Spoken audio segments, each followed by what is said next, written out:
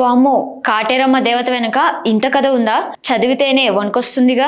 High voltage action entertainer గా తెరకెక్కిన ఈ సినిమా 2 భాగాలుగా ప్రేక్షకుల ముందుకు రానుంది. దాదాపు 6 ఏళ్ల తర్వాత సాలిడ్ సక్సెస్ అందుకున్నాడు ప్రభాస్ కు చాలా కాలం తర్వాత సరైన సినిమా పడిందంటూ అభిమానులు అనుకుంటున్నారు. ఇక సలార్ సినిమాలో చాలా హైలైట్స్ ఉన్నాయి. వాటిలో కాటేరమ్మ ఫైట్ ఒకటి. ప్రభాస్ హీరోగా నటించిన సలార్ సినిమా సంచలన విజయం సాధించింది. ప్రశాంత్ నీల్ దర్శకత్వంలో తెరకెక్కిన సలార్ సినిమా రికార్డ్ స్థాయిలో కలెక్షన్స్ ని సొంతం చేసుకుని భారీ విజయాన్ని సొంతం చేసుకుంది. హై వోల్టేజ్ యాక్షన్ ఎంటర్టైనర్ గా తెరకెక్కిన ఈ సినిమా 2 భాగాలుగా ప్రేక్షకుల ముందుకు రానుంది. దాదాపు 6 ఏళ్ల తర్వాత సాలిడ్ సక్సెస్ అందుకున్నాడు ప్రభాస్. ఇక సలార్ సినిమాలో చాలా హైలైట్స్ ఉన్నాయి. వాటిలో కాటేరమ్మ ఫైట్ ఒకటి. ఈ ఫైట్ థియేటర్స్ లో విజిల్స్ కొట్టించింది. కాటేరమ్మ రాలేదు కానీ బదులుగా కొడుకును పంపింది అమ్మ అనే డైలాగ్ అయితే సలార్ సినిమాలో చూపించిన కాటేరమ్మ దేవత ఎవరు, ఆమెకు ఆ పేరు ఎలా వచ్చింది అన్నది చాలా మందికి తెలియదు. కైలాసంలో పరమశివుడు నిద్రపోయే సమయంలో పార్వతీదేవి ఎక్కడికో వెళ్తూ ఉండేదట. ప్రతిరోజు రాత్రి సమయంలో వెళ్లి సూర్యోదయం కాకముందే కైలాసానికి తిరిగి వచ్చేదట పార్వతి.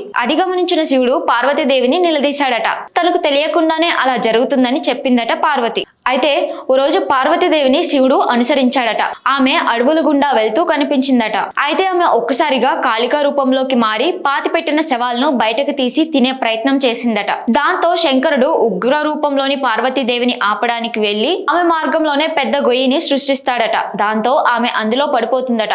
దాంతో ఆమె తేరుకుని చేసిన దానికి పశ్చాత్తాపం పడుతుందట. ఆ తర్వాత ఆ ఉగ్ర రూపాన్ని వదిలి పార్వతీదేవిగా శివుడి వెంట వెళ్లిపోతుందట. ఆమె వదిలిన ఆ ఉగ్ర రూపమే కాటేరమ్మ దేవత అని చెప్తుంటారు. కర్ణాటకలో కాటేరమ్మగా, తమిళనాడులో కాటేరి అమ్మన్ గా ఈ దేవత పూజలు అందుకుంటుంది. చాలా మంది కాపలా దేవతగా, కొన్ని ప్రాంతాల్లో కులదేవతగా కూడా కాటేరమ్మను కొలుస్తుంటారు.